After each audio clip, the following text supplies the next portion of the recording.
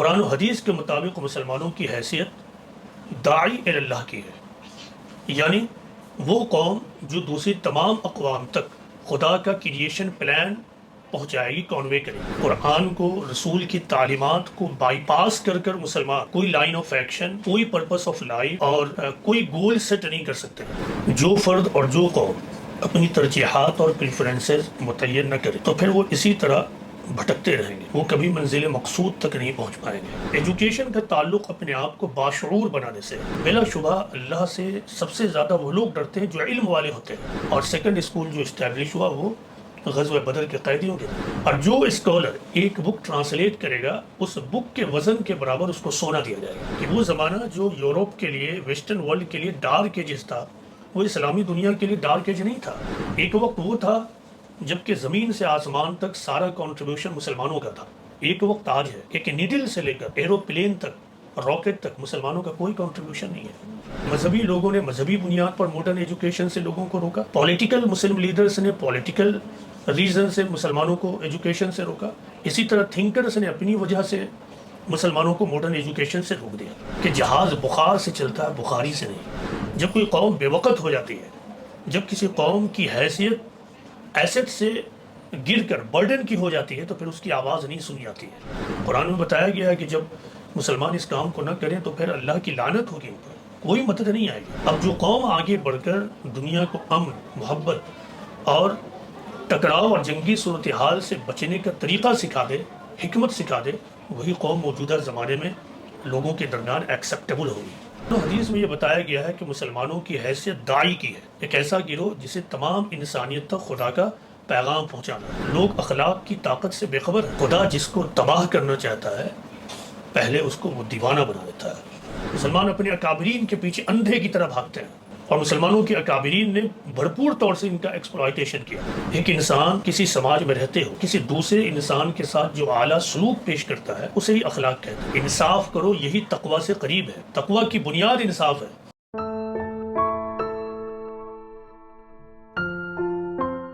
السلام علیکم۔ وعلیکم السلام۔ دانیال صاحب، آپ پچھلے 20 سالوں سے فکری کام کر رہے ہیں اور لوگوں کو CPOS انڈیا یعنی centre for piece and objective studies India کے بینر سے لوگوں کو فکری پیغام دے رہے ہیں۔ آپ قرآن و حدیث کی روشنی میں لوگوں کو یہ بتاتے ہیں کہ انہیں کیا کرنا چاہیے۔ میرا آپ سے ایک اہم سوال یہ ہے، جو دوسرے کئی مسلمانوں کا بھی سوال ہے، کہ حالات حاضرہ میں مسلمانوں کو کن چیزوں کو ترجیح دینا چاہیے، یعنی پریفرنس دینا چاہیے؟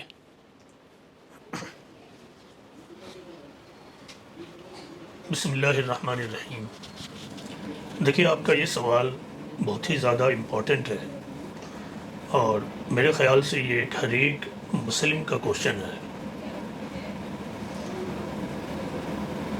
اور یہ صرف موجودہ زمانے کے اعتبار سے نہیں بلکہ ہر زمانے میں کسی قوم کو اپنی ترجیحات اور پریفرنسز متعین کرنے ہوتے ہیں۔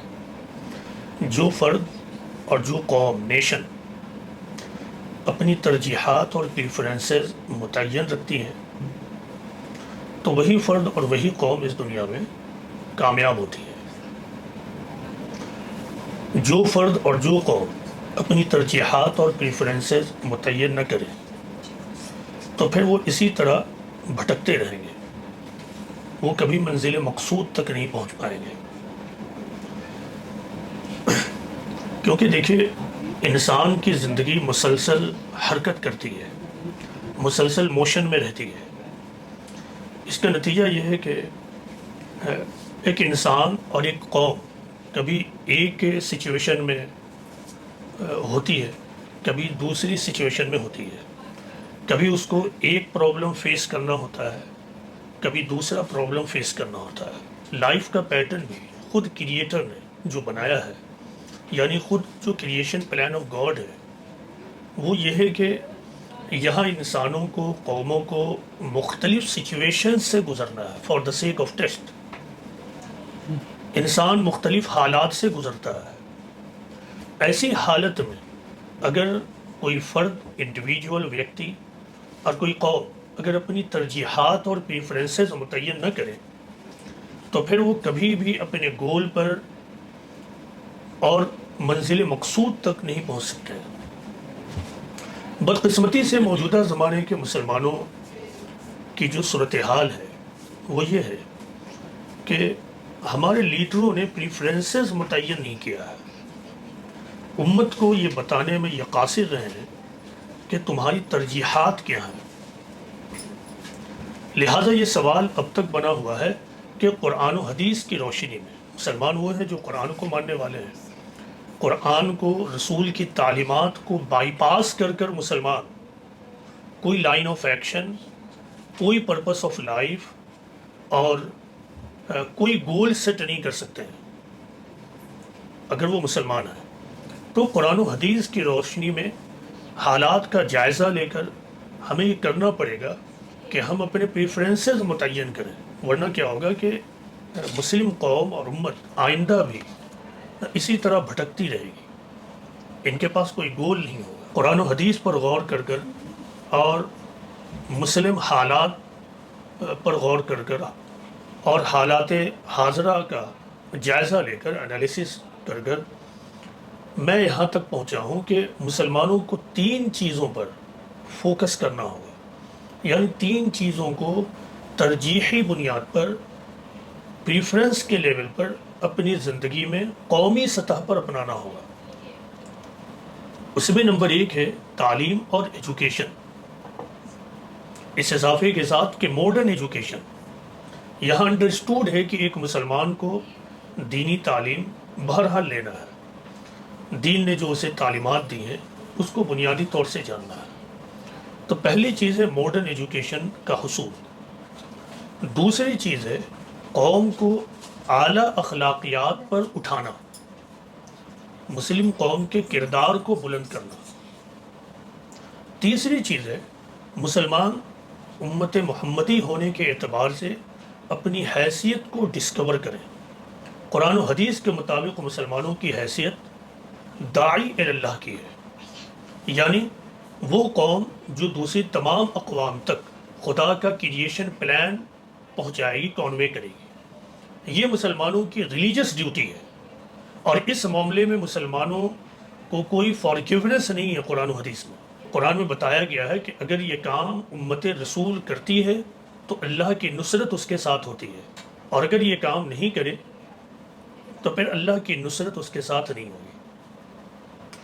اب ایک ایک کر کر ان پوائنٹس پر میں مزید روشنی ڈالتا ہوں. دیکھیے، سب سے پہلے ماڈرن ایجوکیشن کو لیجیے.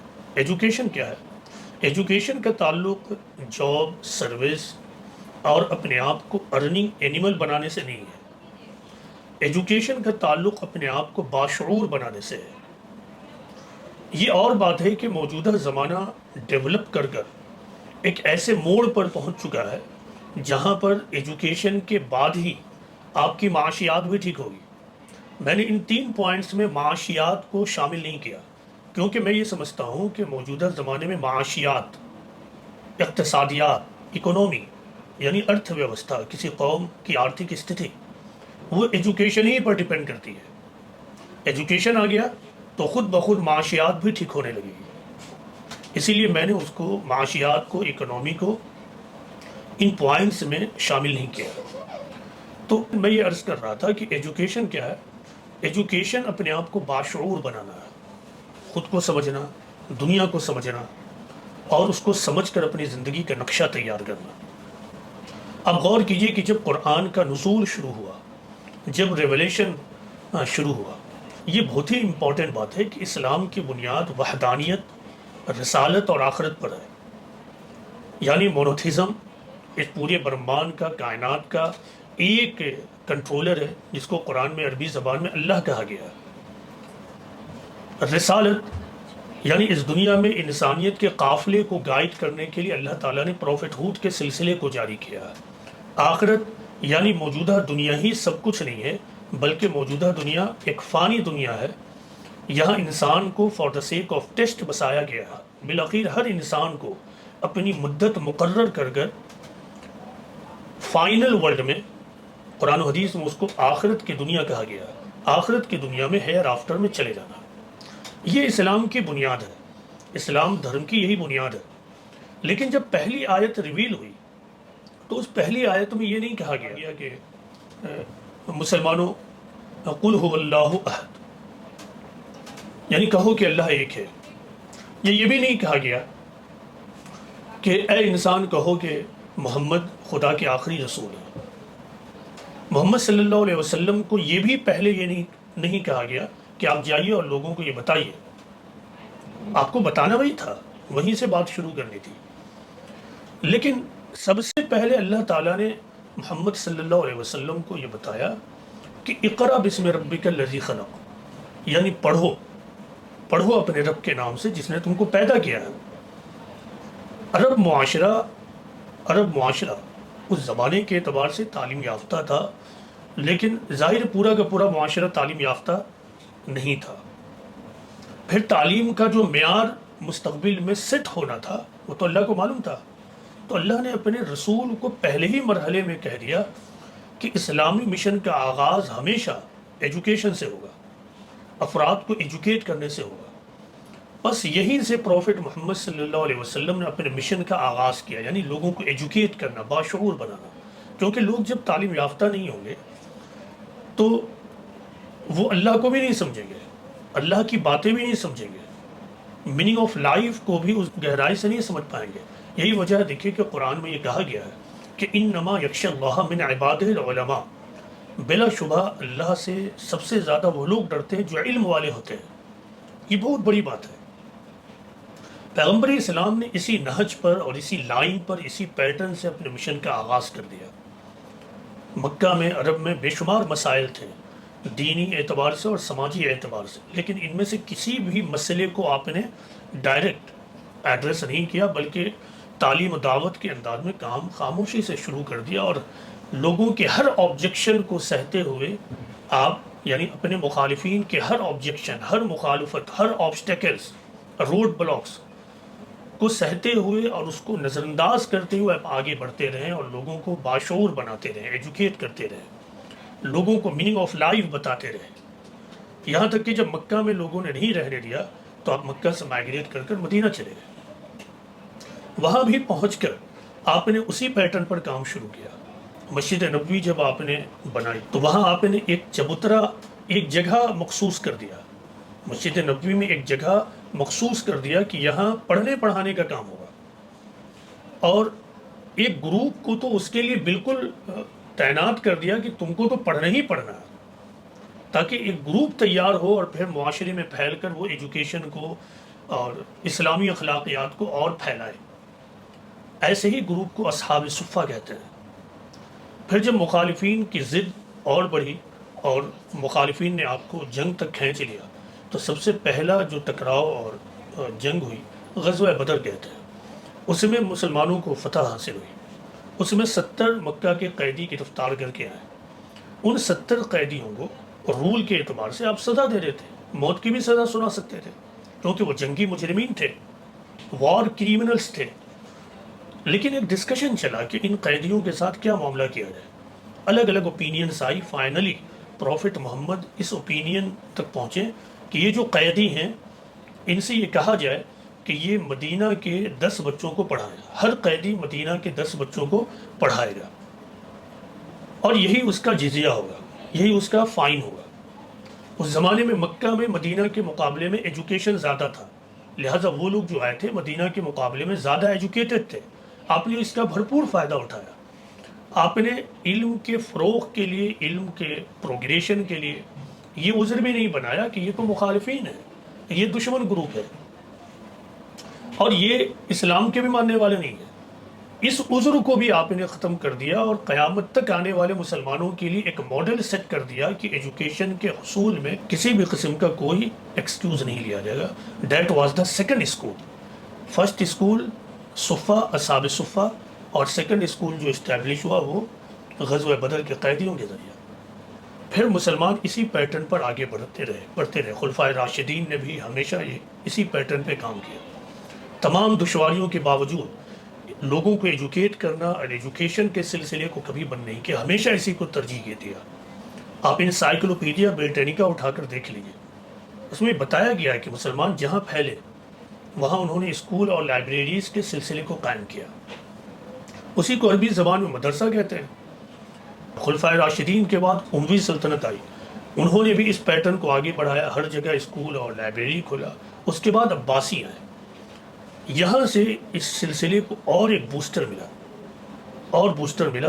اور خلیفہ المامون نے ایجوکیشن کو اور ایجوکیشن کے امپورٹنس کو اتنا زیادہ بڑھایا کہ اس وقت کے معلوم دنیا میں کسی نے بھی اتنا امپورٹنس نہیں دیا تھا, نہ عرب ورلڈ میں نہ گریک میں.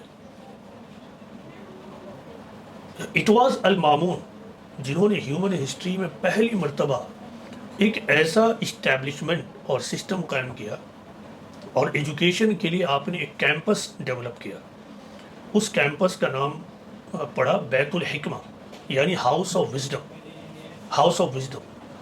یہ اس وقت کے زمانے میں ایک یونیک کیمپس تھا. وہاں کالج یونیورسٹی بھی تھی, وہاں لائبریریز بھی ہیں, وہاں ٹرانسلیشن سینٹر بھی ہے, وہاں لوگوں تھنکرز کے کام کرنے کے لیے اور دوسری سہولتیں اور فیسلٹیز بھی پرووائڈ کی گئی.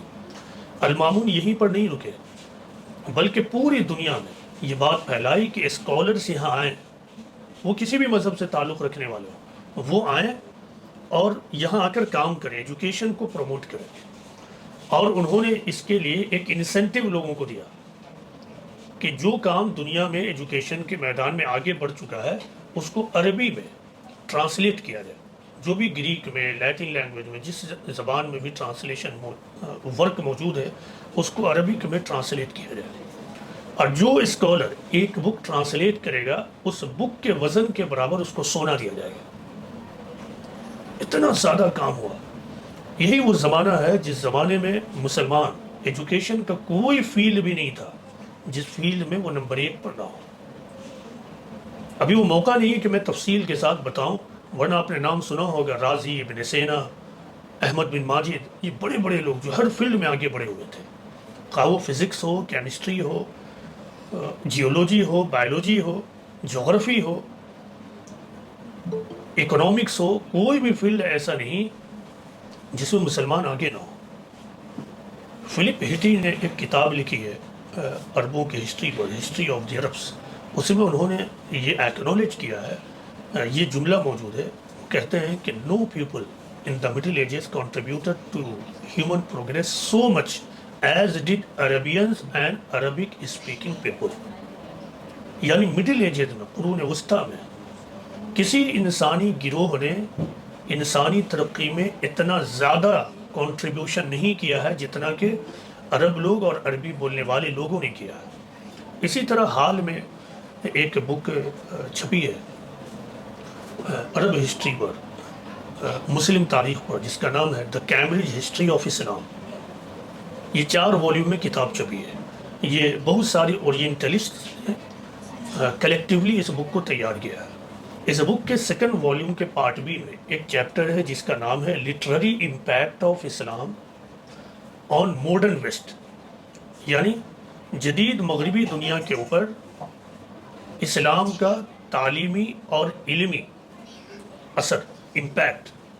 اس میں جو باتیں لکھی گئی ہیں ان میں سے ایک بات یہ ہے کہ during the middle ages the trend was almost entirely from east to west when Islam acted as the teacher to the West. یعنی قرون وسطیٰ میں, مڈل ایجز میں, تعلیم کا بہاؤ اور ٹرینڈ مکمل طور پر مشرق سے مغرب کی طرف تھا.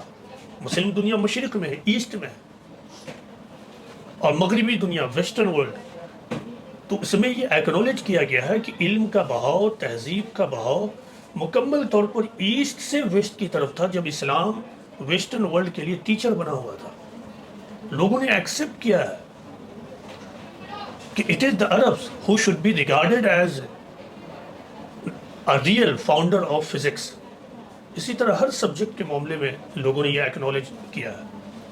لیکن بعد میں اب مسلمانوں کا زوال آیا اور ایجوکیشن کو انہوں نے ترجیح نہیں دیا اور اپنے ڈیولپمنٹ کو, اپنے اسٹیٹس کو فار گرانٹیڈ لے لیا. دوسری طرف جو دوسری دنیا تھی, مثلا ویسٹرن ورلڈ, ویسٹرن ورلڈ نے اس سے امپریشن لینا شروع کیا کہ عرب ورلڈ، مسلم دنیا اتنا زیادہ آگے جا چکی ہے۔ برٹن رسل نے بھی اپنی کتاب میں اس بات کو ایکنالج کیا ہے کہ وہ زمانہ جو یورپ کے لیے، ویسٹرن ورلڈ کے لیے ڈارک ایجز تھا، وہ اسلامی دنیا کے لیے ڈارک ایج نہیں تھا۔ لیکن اب ویسٹرن ورلڈ نے سبق لیا، رینیسنس ہوا، لوگوں نے ایکسیپٹ کیا ہے، اسکالرس نے، تھنکرس نے ایکسیپٹ کیا ہے کہ یوروپین اینڈ ویسٹرن ورلڈ کے رینیسنس کے پیچھے اسلامی کنٹریبیوشن ہے، اسلامک ورک کا کنٹریبیوشن ہے۔ لیکن مسلمانوں نے اس کو فار گرانٹیڈ لے لیا، اپنی سیاسی عظمت، اپنی علمی عظمت کو فار گرانٹیڈ لے لیا۔ اور آج بھی آپ دیکھیں گے مسلم سیاسی لوگ یہاں ہندوستان میں کہ وہ کہیں گے ہم نے 1000 سال حکومت کیا۔ بھائی آپ یہ بتائیے آپ کیا ہیں آج، آپ کیا کر رہے ہیں، ماڈرن ورلڈ میں آپ کا کیا کنٹریبیوشن ہے؟ ایک وقت وہ تھا جب کہ زمین سے آسمان تک سارا کنٹریبیوشن مسلمانوں کا تھا۔ ایک وقت آج ہے کہ سوئی سے لے کر، ایک نیڈل سے لے کر ایروپلین تک، راکٹ تک مسلمانوں کا کوئی کنٹریبیوشن نہیں ہے۔ اور بگاڑ اتنا پھیلا، اس کی میں مثال دیتا ہوں۔ یعنی ایک وقت ایسا آیا کہ مذہبی لوگوں نے مذہبی بنیاد پر ماڈرن ایجوکیشن سے لوگوں کو روکا، پولیٹیکل مسلم لیڈرز نے پولیٹیکل ریزن سے مسلمانوں کو ایجوکیشن سے روکا، اسی طرح تھنکرز نے اپنی وجہ سے مسلمانوں کو ماڈرن ایجوکیشن سے روک دیا۔ چند سال پہلے کی بات ہے، اسی پٹنہ میں ایک مسجد میں نے ایک امام صاحب کو یہ کہتے ہوئے سنا، خود میں نے، کہ ABCD پڑھنے سے کچھ نہیں ہوگا۔ یعنی آج بھی 2021 میں، اس میں بھی 2022-23 میں ہم پہنچ چکے ہیں، یعنی کوارٹر آف دی سینچری ہم گزار چکے ہیں آلموسٹ۔ جی اس وقت بھی ہماری سوچ یہ ہے، جبکہ دوسری دنیا تیزی سے اب آگے بڑھ رہی تھی، لیکن مسلم دنیا ایجوکیشن سے پوری طرح بے خبر تھے۔ دیکھیے میں ایک مثال دیتا ہوں کہ مسلم دنیا میں کتنا زیادہ زوال آ گیا۔ بحری بیڑا یعنی نویل فیٹ یا عام زبان میں کہوں تو سمندری جہاز، تو بحری بیڑا میں ترکی بہت زیادہ آگے تھے۔ سلطان عبد الحمید ثانی ترکی خلیفہ تھے، ان کا زمانہ غالباً 1868 سے 1909 کے درمیان تھا۔ انہوں نے ترکی میں بہت سارا ایجوکیشنل ریفارمیشن کرنا چاہا، کیا، لیکن بعض وجوہات سے لوگ ان کے مخالف ہو گئے اور ان کو تخت سے ہٹا دیا گیا۔ لیکن ایک زمانہ تھا کہ بس ایک مثال ہے جسے آپ سمجھیے کہ مسلم تھاٹ کہاں پہنچ چکا تھا آج سے 100-150 سال پہلے۔ میں نے عرض کیا کہ ترکی، آج ترکیہ کہتے ہیں، بحری بیڑا میں دنیا کو لیڈ کرتا تھا، لیکن اس زمانے میں، جس زمانے میں سلطان عبد الحمید ثانی تھے، اسی زمانے میں یوروپ نے، ویسٹرن ورلڈ نے اسٹیم انجن کو ڈسکور کر لیا۔ تو اسٹیم انجن کی ڈسکوری اور انوینشن کے بعد روایتی طرز کے شپ کا امپورٹنس ختم ہو گیا۔ سلطان عبد الحمید ثانی غالباً پہلے شخص تھے جنہوں نے پہلا اسٹیم بحری بیڑا تیار کروایا۔ اب جب اس کو چلانے کی باری آئی تو اس وقت کے جو کانٹمپرری ریلیجس اسکالرز تھے، جنہیں آپ علماء کہتے ہیں، انہوں نے کہا کہ اس جہاز کو جو بخار سے چلے گا، بخار یعنی دھواں، اسٹیم، تو اس جہاز کو چلانے سے پہلے بخاری کا اس پر ختم ہونا، حدیث کی ایک کتاب بخاری ہے، بخاری کا اس پر ختم ہونا ضروری ہے، ورنہ یہ ٹھیک نہیں ہوگا، یعنی اچھی بات نہیں ہوگی کہ اس کو شروع کیا جائے۔ اب اس وقت جو مسلمانوں میں کچھ کھلے ذہن کے لوگ پیدا ہو گئے تھے، سوچ رہے تھے چیزوں کو، تو کچھ دوسرے ماڈرن لوگوں نے کہا کہ جہاز بخار سے چلتا ہے، بخاری سے نہیں، یعنی جہاز دھواں سے چل رہا ہے، اسٹیم سے چل رہا ہے، بخاری سے نہیں۔ یہ مثال ہے کہ مسلمانوں کا مذہبی طبقہ کس طرح نہ جانتے ہوئے بھی ان جگہوں پر انٹروین کرنے لگا جہاں پہ اس کو خاموش رہنا تھا۔ عصر حاضر یعنی کانٹمپرری ایج کو سمجھے بغیر اس میں مداخلت اور انٹروین کرنا، اور آج بھی یہی حال ہے۔ مسلمانوں کا مذہبی طبقہ 99% عصر حاضر سے بے خبر ہے، اور ان کے ذریعہ جو ایک ریلیجس سسٹم بنایا گیا ہے وہ بھی آج تک روایتی پیٹرن ہی پر چل رہا ہے۔ لہٰذا اس سسٹم میں جو بھی داخل ہوگا وہ بھی ذہنی اعتبار سے مفلوج ہو جائے گا، اور یہی ہو رہا ہے۔ تو یہ تعلیم کا معاملہ مسلمانوں میں تب تھا اور اب ہے۔ اب مسلمانوں کو یہ فیصلہ لینا ہوگا کہ یا تو وہ اپنے لوگوں کو ایجوکیٹ کریں یا پروٹیسٹ اور احتجاج اور دھرنا میں اپنے وقت کو ضائع کریں۔ پچھلے 150 سال سے آپ پوری دنیا میں مسلمانوں کو دیکھیے کہ وہ پروٹیسٹ اور احتجاج میں وقت گنوا رہے ہیں۔ دیکھیں، کسی کام کے کرنے کے لیے صرف یہی ضروری نہیں ہے کہ آپ حق پر ہو، یہ بھی ضروری ہے کہ آپ یہ دیکھیں کہ اس کا نتیجہ کیا نکل رہا ہے۔ اگر ایک ہی طرح کے کام سے بار بار نتیجہ پازیٹیو نہیں نکل رہا ہے، رزلٹ اورینٹڈ عمل وہ ثابت نہیں ہو رہا ہے، تو پھر آپ کو سوچنا ہوگا کہ کیوں ہماری آوازیں نہیں سنی جا رہی ہیں۔ تو آپ کو یہ جاننا ہوگا کہ جب آدمی بے وقت ہو جاتا ہے، جب کوئی قوم بے وقت ہو جاتی ہے، جب کسی قوم کی حیثیت ایسٹ سے گر کر برڈن کی ہو جاتی ہے، تو پھر اس کی آواز نہیں سنی جاتی ہے۔ مسلمانوں کے ساتھ آج پوری دنیا میں یہی ہو رہا ہے۔ اب ایک ہی راستہ ہے کہ یہ اپنے وقت کو بڑھائیں، اور موجودہ دنیا میں یہ اسٹیٹس اسی وقت بڑھے گا جب مسلمان 110% ایجوکیٹڈ ہوں۔ 110% ایجوکیٹڈ، معیاری تعلیم، ایجوکیشن بھی وہ نہیں جیسے دیکھیں ہندوستان میں ایجوکیشن کا معیار کیا ہے۔ آپ جب لٹریسی ریٹ گورنمنٹ کے یہاں سے نکالیں گے تو وہ لٹریسی ریٹ کہاں سے نکلتا ہے؟ اگر کوئی آدمی اپنا نام لکھنا جان جائے، ہلکا پھلکا پڑھنا جانتا ہو، تو پھر وہ لٹریٹ ہے۔ تو آپ لٹریسی ریٹ دیکھ کر بھی آپ کو نہیں معلوم ہوگا کہ ہمارے علاقے میں کتنا فیصد پڑھے ہوئے لوگ ہیں۔ آپ کو نکلنا ہوگا، آپ یہ معلوم کیجئے کہ آپ کے علاقے میں کتنے لوگوں نے ماسٹرز کر رکھا ہے، کتنے لوگوں نے ایک سے زیادہ زبانیں اور لینگویجز سیکھی ہیں۔ تو آپ کو معلوم ہوگا کہ اس کا جو پرسنٹیج ہے وہ 1% بھی نہیں ہے۔ اب مسلمانوں کو یہ سوچنا ہوگا کہ ہم کیا کریں۔ مسلمانوں کو ایجوکیشن لینا ہوگا، اس کو ترجیح دینی ہوگی۔ مسلمانوں کو یہ طے کرنا ہوگا کہ اگر بھیک بھی مانگنا پڑے تو بھیک مانگ کر میں ایجوکیشن حاصل کروں گا اور اپنے لوگوں کو دلواؤں گا۔ موجودہ زمانے میں مسلمانوں کے پاس پیسے آئے ہیں، لیکن اب دیکھیں کہ وہ محلوں کو بنانے میں لگے ہوئے ہیں۔ ان کے سارے پیسے اور دولت ان کے گھروں کو بنانے میں لگتے ہیں۔ اب اس کی میں ایک مثال دیتا ہوں۔ آج مسلمانوں کے علاقے میں جائیے، آپ پائیں گے کہ وہاں ایک سیکشن ہے جو بہت ڈیولپ کر چکا ہے، ان کے لوگ عرب جیسے کنٹری میں رہتے ہیں۔ ایک طبقہ وہ بھی ہے جو ویسٹرن کنٹری بھی پہنچ گیا، اس نے اپنی اکنومی ٹھیک کی ہے۔ آپ ان کے مکانات کو دیکھیں، آج مسلمان کروڑوں روپے کے مکانات بنا رہا ہے، اس پوزیشن میں ہے۔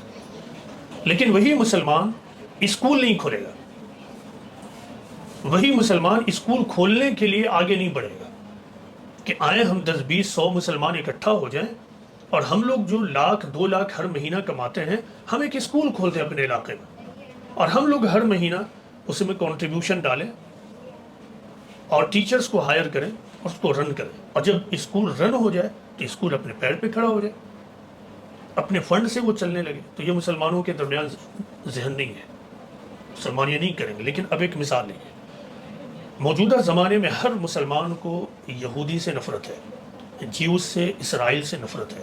لیکن اسی یہودی اور اسرائیل کی میں ایک مثال دیتا ہوں، تاریخی مثال، جس نے پورے یہودیوں کی اور اسرائیل کی تقدیر کو بدل کر رکھ دیا۔ یہ غالباً 1969 کا واقعہ ہے، 1969، کہ یہودیوں نے، پوری دنیا کے یہودیوں نے یروشلم میں ایک بہت بڑا سیناگوگ بنانے کے لیے چندہ کیا، پیسہ جمع کیا۔ بتایا جاتا ہے کہ وہ رقم $1 بلین تھی۔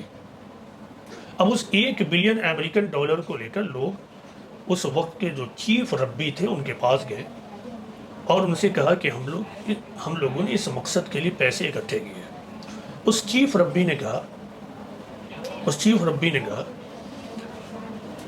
کہ خدا پوری کائنات کا خدا ہے، ہر قسم کی عظمت، گلوری، شان و شوکت اسی کے لیے ہے۔ ہم کون ہوتے ہیں جو اس کے لیے $1 بلین کا محل تیار کریں؟ خدا کو یاد اور خدا کی عبادت کہیں پر رہ کر کی جا سکتی ہے۔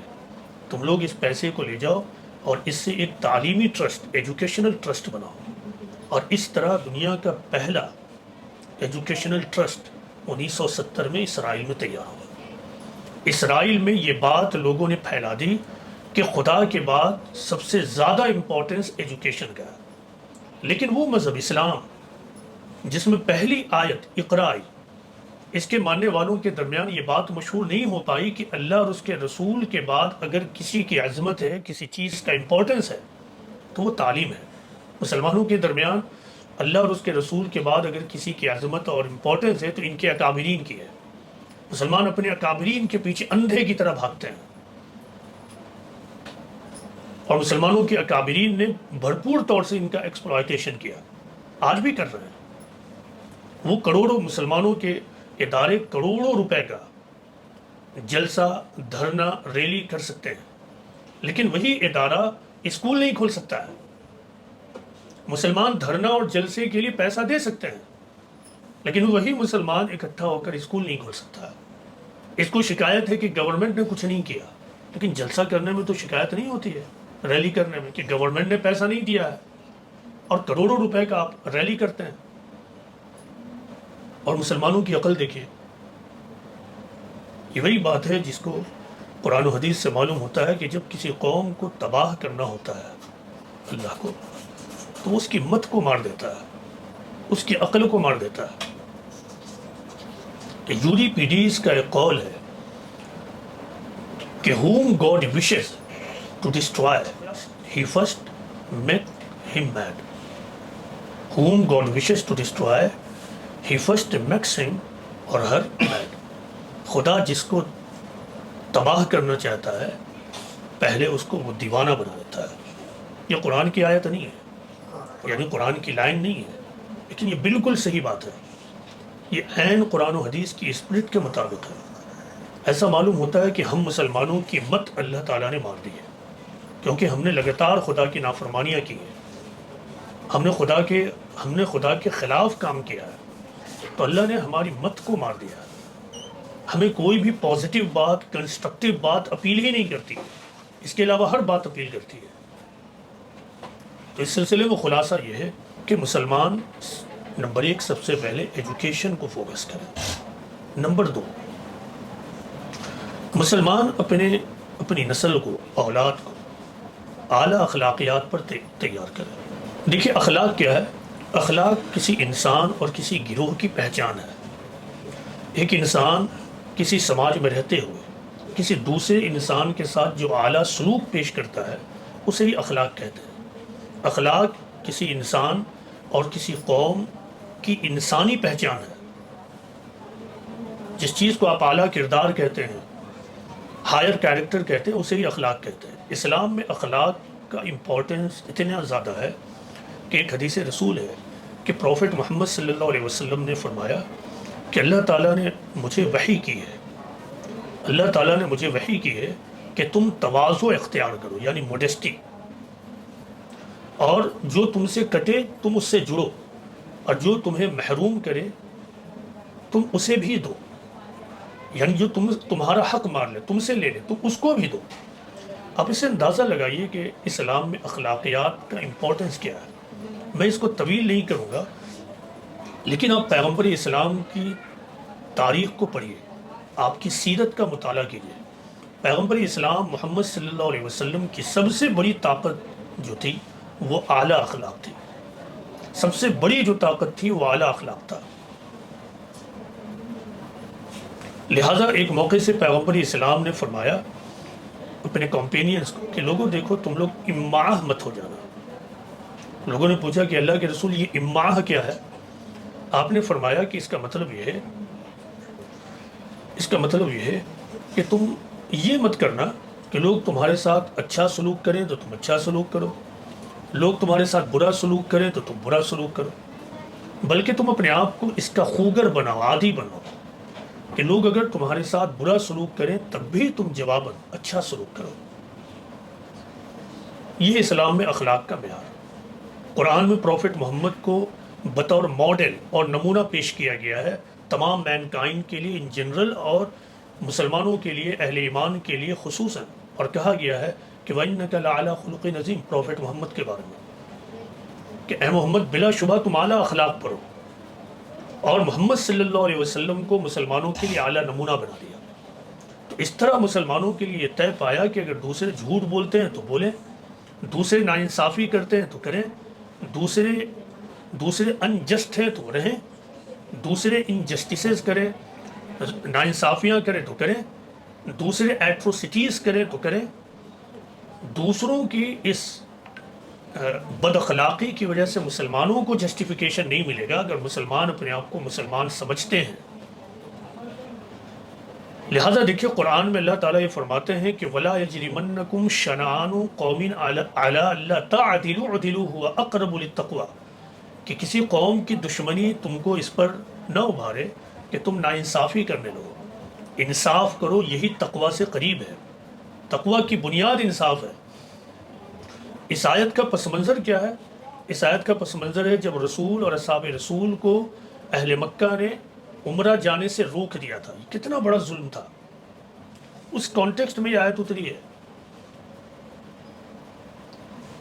اور قرآن میں ایک معیار بنا دیا گیا، وَتَعَاوَنُوا عَلَى الْبِرِّ وَالتَّقْوَىٰ وَلَا تَعَاوَنُوا عَلَى الْإِثْمِ وَالْعُدْوَانِ، یعنی جب نیکی کا کام، تقویٰ کا کام ہو تو ایک دوسرے سے تعاون کرو، اور جب گناہ کا کام ہو، غلط کام ہو تو ایک دوسرے کا تعاون مت کرو، ناانصافی کا کام ہو تو ایک دوسرے کا تعاون مت کرو. یہ معیار ہے اسلام میں، یہ ہے اخلاق. مسلمانوں کی یہ طاقت تھی. تو مسلمانوں کو اپنے آپ کو اس اخلاق پر اٹھانا ہوگا. اگر مسلمان اس اخلاق پر اپنے آپ کو لے جاتے ہیں تو بلا شبہ اللہ کی نصرت اور مدد ان کے ساتھ ہوگی. عام طور سے لوگ یہ سمجھتے ہیں کہ تلوار، گن، بندوق میں طاقت ہے. لوگ اخلاق کی طاقت سے بے خبر ہیں. میں ایک واقعہ بتاتا ہوں. رسول اللہ صلی اللہ علیہ وسلم کی سیرت کا ایک واقعہ وہ ہے جسے صلح حدیبیہ کہتے ہیں. اس کی تفصیلات آپ سیرت کی کتابوں میں، ہسٹری آف اسلام میں دیکھ سکتے ہیں. ٹریٹی آف حدیبیہ. ٹریٹی آف حدیبیہ جب ہو گیا، ابھی لوگ بیٹھے ہی ہوئے تھے. اس ٹریٹی میں جو باتیں لکھی ہوئی تھی ان میں سے ایک بات یہ تھی، اب دیکھیے ٹریٹی بھی کتنا ناانصافی پر مبنی تھی، لیکن پیغمبر اسلام نے کیا تاکہ سماج میں امن و امان قائم ہو اور کنسٹرکٹیو ورک کیا جا سکے. بعد کے زمانے میں، موجودہ زمانے کے مسلمان ہندوستان میں یہ کرج نہیں دکھا پائے. اب دیکھیے اس ٹریٹی کا ایک پوائنٹ یہ تھا کہ فریق ثانی نے کہا، ادر پارٹی نے، کہ مکہ کے جو لوگ مدینہ جائیں انہیں تم کو واپس کرنا ہوگا، لیکن مدینہ کا کوئی مسلمان اگر مکہ چلا ہوئے تو ہم اس کو واپس نہیں کریں گے. واسط نوٹ ظلم، لیکن پروفٹ محمد نے اس کو ایکسپٹ کیا. اور دیکھیے اس کا نمونہ بھی وہیں پہ، اللہ تعالیٰ کو تو ایک نمونہ قائم کرنا ہوتا ہے، اسی لیے وہ حالات کو پیدا کر دیتا ہے.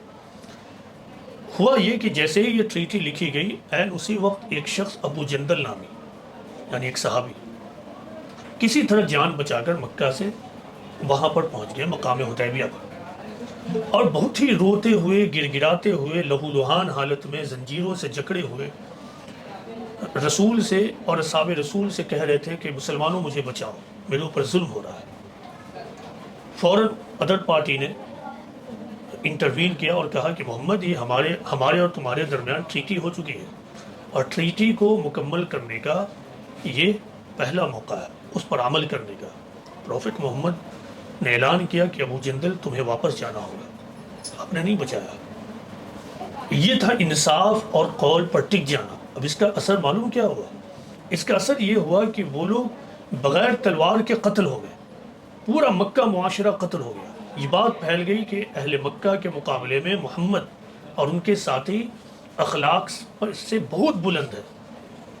جب یہ لوگ لوٹے مکہ میں تو مینٹل ٹارچر میں مبتلا ہو گئے. مجبوراً ابو جندل کو رہا کر دینا پڑا کہ تو رہیں گے تو مکہ کے لوگ ہمارے ہی خلاف ہو جائیں گے. یہ اخلاق کی طاقت، پیغمبر اسلام نے اسی کو استعمال کیا.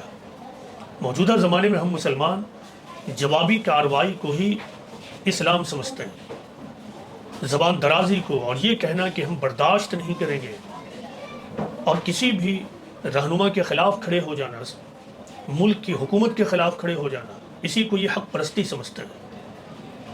اسی کو حق پرستی سمجھتے ہیں. ایک ادارے کی میٹنگ کی مختصر روداد کسی نے میرے پاس بھیج دیا، تو اس میں ایک شخص اس ادارے کے ہیڈ کو یہ کہہ رہے تھے کہ لوگ عام طور سے حکومت کے خلاف جھک جاتے ہیں، لیکن آپ تو حق گوئی سے کام لے رہے ہیں، بہادری سے کام لے رہے ہیں، آپ آنکھوں میں آنکھیں ملا رہے ہیں، اسے ہی لوگ یہ سمجھتے ہیں۔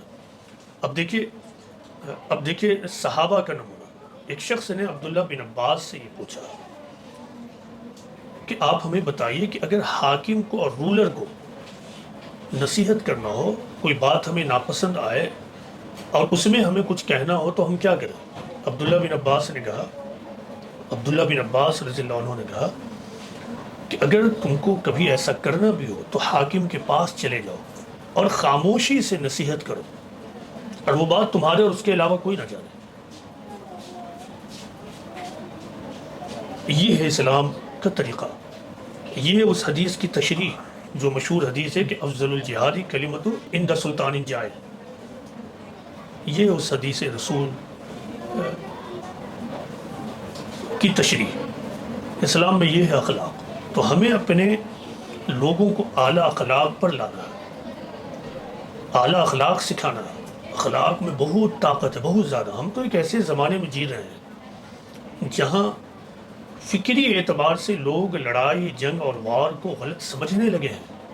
اب جو قوم آگے بڑھ کر دنیا کو امن، محبت اور ٹکراؤ اور جنگی صورتحال سے بچنے کا طریقہ سکھا دے، حکمت سکھا دے، وہی قوم موجودہ زمانے میں لوگوں کے درمیان ایکسیپٹیبل ہوگی۔ یہ دوسرا پوائنٹ کہ اپنے لوگوں کو اعلیٰ اخلاقی تعلیم دینا۔ تیسرا پوائنٹ یہ ہے کہ مسلمانوں کو یہ جاننا ہوگا کہ امت محمدی ہونے کے ناطے ہماری ذمہ داری کیا ہے۔ امت محمدی ہونے کے ناطے مسلمانوں کو اپنی حیثیت کو دریافت کرنا ہوگا۔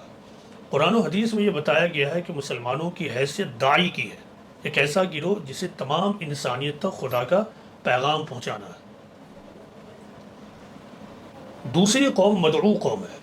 پیغمبر اسلام محمد صلی اللہ علیہ وسلم خدا کے آخری رسول تھے، پیغمبر تھے، اب کوئی رسول اور پیغمبر آنے والا نہیں ہے۔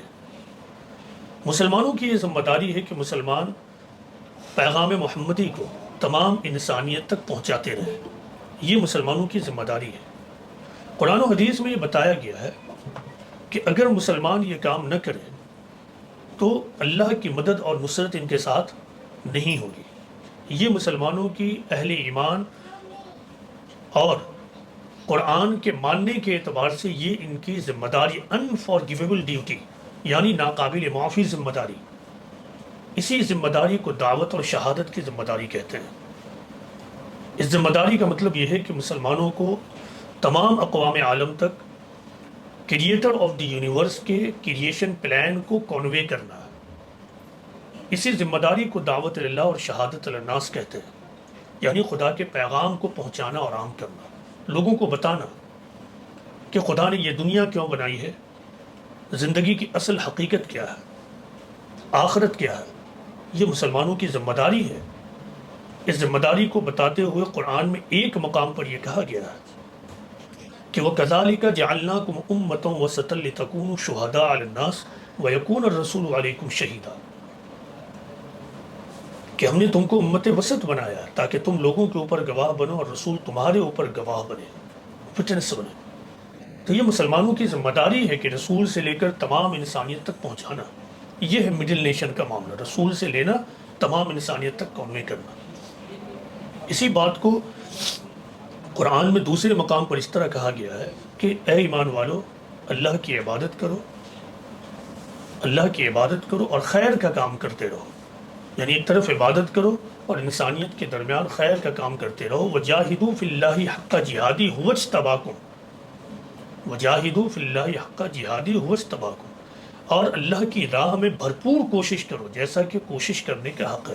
جہاد کا مطلب بھرپور کوشش کرنا۔ اسی نے تم کو چنا ہے، یعنی اللہ نے اس ذمہ داری کے لیے تم کو چنا ہے۔ یہ مسلمانوں کی حیثیت۔ بعد کے زمانے میں مسلمان اپنی اس حیثیت کو بھول چکے ہیں۔ قرآن میں بتایا گیا کہ جب مسلمان اس کام کو نہ کریں تو پھر اللہ کی لعنت ہوگی ان پر، کوئی مدد نہیں آئے گی۔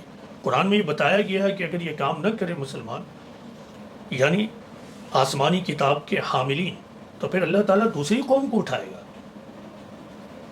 مسلمانوں کو یہ سوچنا ہوگا کہ موجودہ زمانے میں جو مسلمانوں کی یہ صورتحال ہے، یہ عبرتناک صورتحال، کہیں یہ اللہ تعالیٰ کی طرف سے وارننگ اور چیتاونی تو نہیں ہے کہ اللہ تعالیٰ مسلمانوں کو متنبہ کر رہا ہے؟ یہ سوچنا ہوگا، علماء کو بالخصوص سر جوڑ کر یہ سوچنا ہوگا۔ یہ بات قرآن و حدیث میں اتنا زیادہ واضح ہے کہ اس کے لیے کسی کو بہت زیادہ مفکر بننے کی ضرورت نہیں ہے۔